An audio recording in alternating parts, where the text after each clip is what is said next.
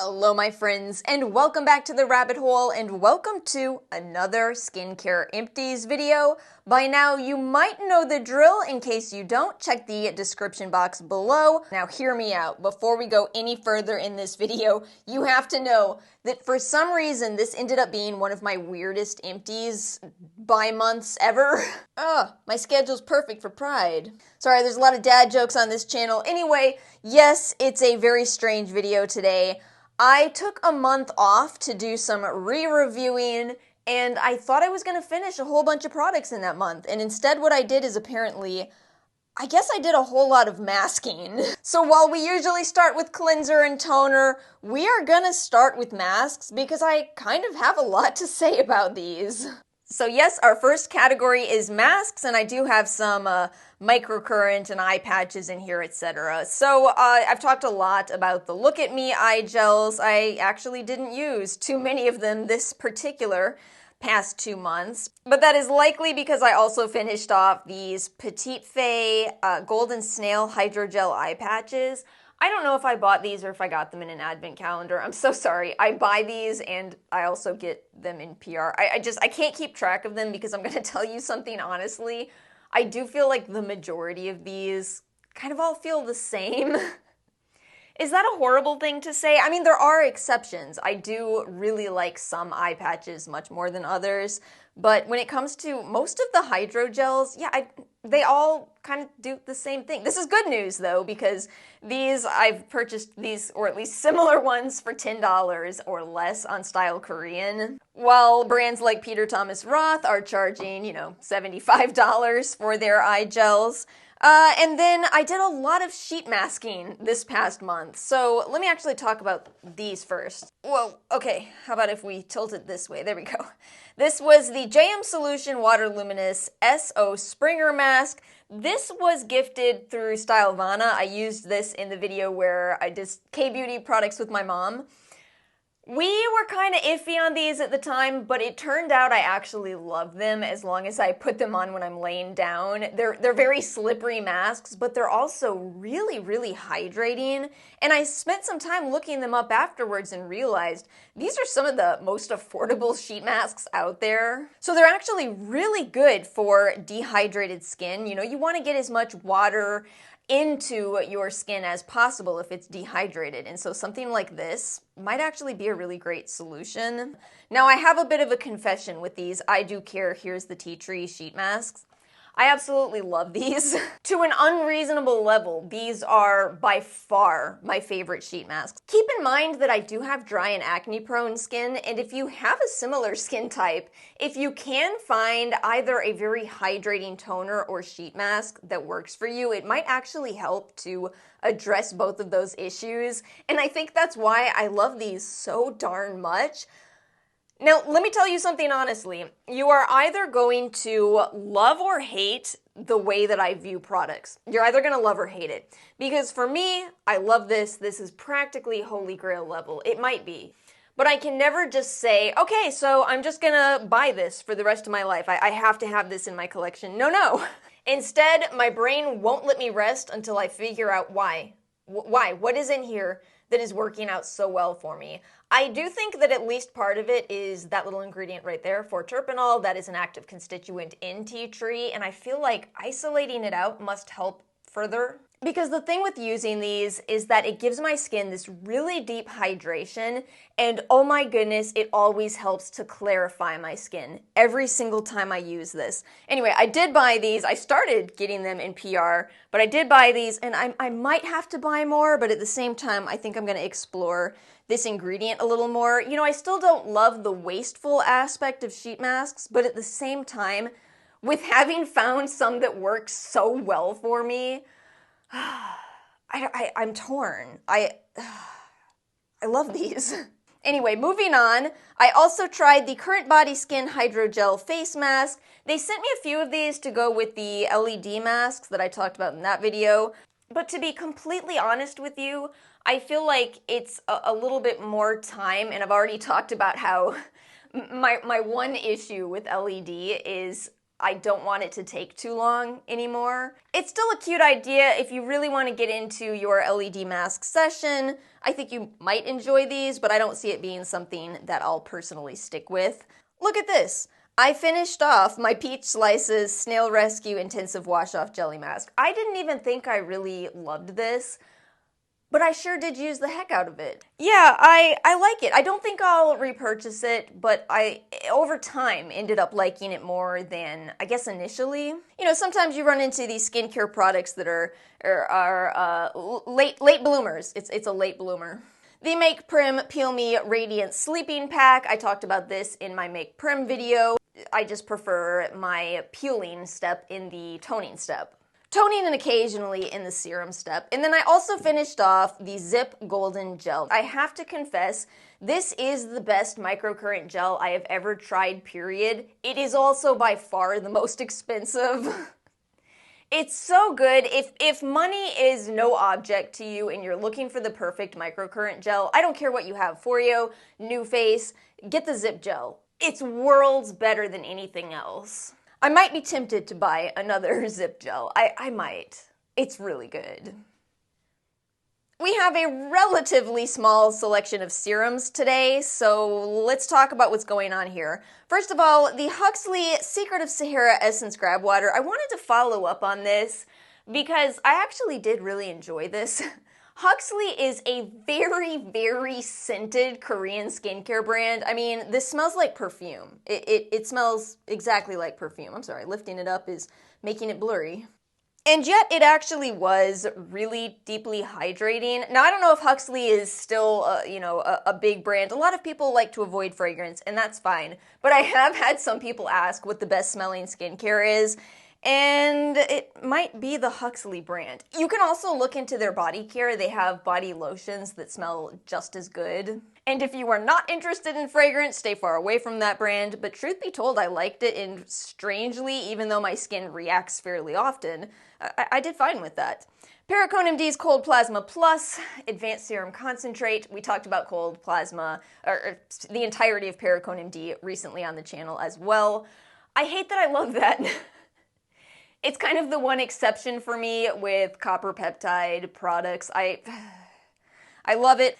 I don't know if everybody needs it. You know, different people have different experiences with skincare, but that's one of my more expensive regret that I love products. Do any of you have those? I finished off an iUnique Black Snail Restore Serum, one of the minis, and I feel like it's funny that I finished this because it is not my favorite product from iUnique, but you know what? Snail mucin remains one of my favorite ingredients, and so of course I finished this off.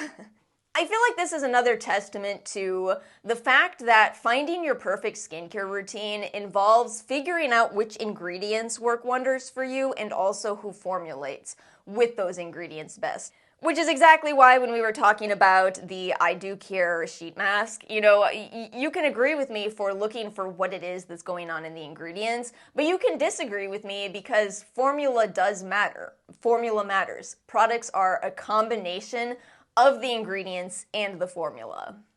Anyway, not my absolute favorite snail product, but I still finished it because snail mucin works well for me. And then finally, the Peach Slices Redness Relief Azelaic Acid Serum.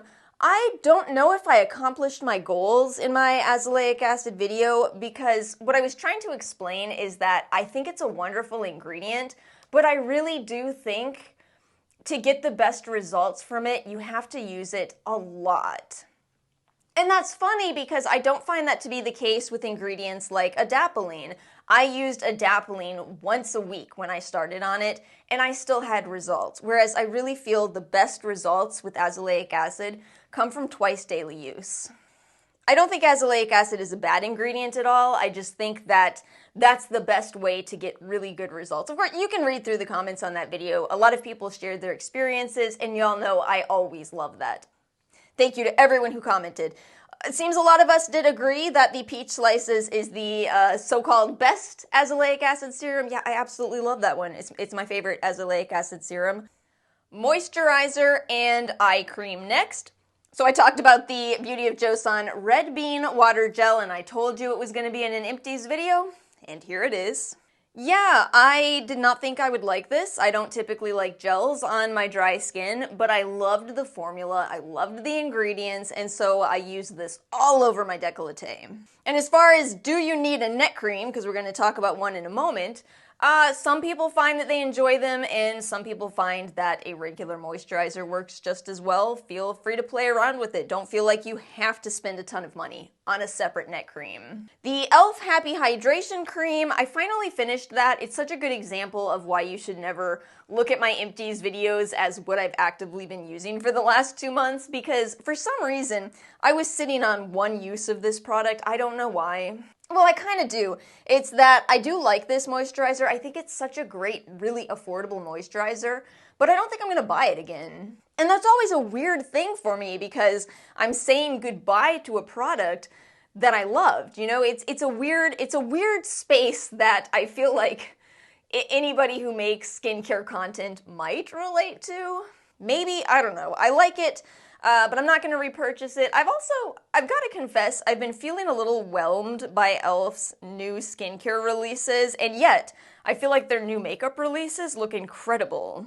But maybe it's just that they already released all of their best products. I don't know. The Perricone MD Cold Plasma Sub D Neck Cream, already kind of mentioned this in passing twice. I like it, but that's one I'm not going to repurchase because I think you can just use the moisturizer on your neck. Or at least that's what I preferred to do. Numbuzzin's number 2 Cicaceramide Repair Cream. Oh gosh.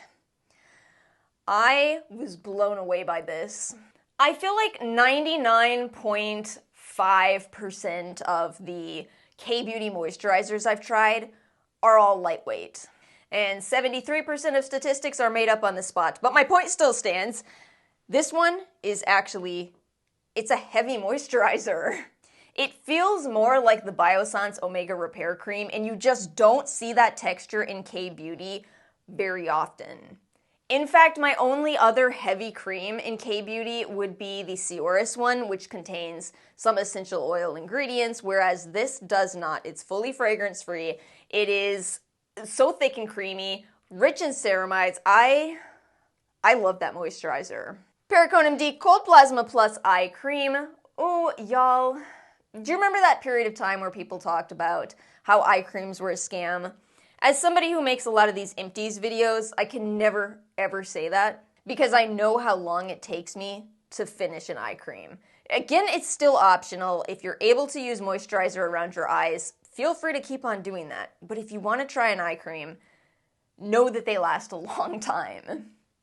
And also know that you don't have to spend this kind of money. This is a good one, but you don't have to spend that kind of money as K-Beauty has a lot of more affordable eye creams and they are typically double the size. This was a mini though. Yeah, 0.25 fluid ounces. That's what it takes for me to actually finish an eye cream. We have kind of a lot of lip care. I just don't know why. I just don't know. Well, I kind of do. This one, the Grande Pout, it lasts me so long. So I'm really just proud of myself for finally finishing the peach. I have 2 more on backup of the regular, which they're both fine. It's not really the taste or the feel of these that gets me. It is the results. These give me more results than any other lip product I've ever tried. As is the Kopari Lip Glossy Clear, which I've talked so much about. It is one of my most repurchased products of all time. We recently talked about the Kopari brand. You get the deal by now. I also bought the Ole Henriksen Pout Preserve Peptide Lip Treatment. I will say I liked it. It's a fun creamsicle flavor. What? It's a part of the experience of a lip balm, is it not? So I did enjoy it, but I feel like I went through it too quickly. It's still a lot more money than the Kopari, and I get better results from the Grande Pout. So for me, not going to repurchase it, liked it, but didn't love it. And now I have a product that I'm really mad at, this Macreen Actives. I was sent that in PR. And let me tell you something, I try to only accept in PR products that I think I'll like. Because, you know, it's not necessarily all that different from buying products, at least in my own head. If I don't like something, I'm still not going to use it. whether I bought it or got it in PR. But the catch is, when I accepted that, I didn't realize it was a $95 lip serum. And that's something that I wouldn't pay. I would not pay $95 for a lip serum. I admit that as it shipped to me, I was hoping, okay, maybe it'll be some kind of absolutely phenomenal lip serum. Maybe it'll change my mind on lip serums forever. It did not. Instead, I am so mad at that product because it is nearly impossible to get it out of the packaging. It's a rollerball system, but it doesn't roll product onto your lips. You can sit there for 5 minutes trying to get this out of the packaging and onto your lips, and that's 5 minutes of pure frustration in a product that is $95. I don't know what it is, y'all, but lately I feel like a lot of companies have been coming out with products before they maybe tested them. I mean, somebody at this company, this Macreen Actives company, somebody should have noticed that the product doesn't distribute from the rollerball before you put it on the Sephora website for $95. I don't want to be too hard on just Macreen though, because this is a serious problem I've noticed lately. Glow Recipe released that cleanser too quickly, you know, the one that just flies out of the packaging. I had an incident with a Tula product where it was oxidizing in the packaging immediately. And that was a case of the wrong packaging being used. I don't understand it because to me it feels like you should spend a lot of time on a product that you expect people to pay for. I'm really sorry for the rant, and again, it was very nice of the company to send that over. But, you know, I read through a lot of reviews, and I'm not the only person who had this issue. So I just feel like companies need to do more in terms of development. It is a problem. I hope it is addressed. And my final category for today's video is sunscreen. Please imagine right here a Make Prim Sun Essence because I lost mine while traveling. The thing was almost empty, so it's not a huge loss, but this is why I don't travel. This is why I don't travel. I always lose stuff. Anyway, the Vichy 100% Mineral Capital Soleil SPF 60. I love that. I absolutely love that. It is my favorite mineral sunscreen. No, I think it is because it's actually water resistant for up to 40 minutes. That is hard to find. It is not drying. I suspect because it only uses titanium dioxide. I absolutely love that sunscreen. I will repurchase. Well, I will probably repurchase it, but I'm also looking into Korean as well as Japanese waterproof sunscreens. I'm trying. Let me know in the comments if you have any recs. And I finished another Make Prim UV Defense Me Daily Sun Fluid. I do have to use sunscreen on my body because it's too hot here. We are all wearing tank tops in Florida. You wear a tank top and you layer a sweater over it because it's going to be freezing inside everybody's home or in the grocery store. That's how we dress here. Anyway, so I do need body sunscreen. And I feel like this is really the only one I like. Again, that's another category I'd be interested in exploring more from, but at the same time this works, I got quite a few of these in PR, which I'm thankful for. Well, I'll keep going through them, but it has made me a little bit less adventurous in terms of looking for others. So again, if you have any recs for Korean or Japanese body and or waterproof sunscreens, or both. Yes, please, I am all ears. And my friends, that brings us to the end of another Skincare Empties video. As always, let me know your thoughts in the comment section below. I hope you all have a wonderful rest of your week. If you liked the video, make sure to like and subscribe, and I will see you all next time.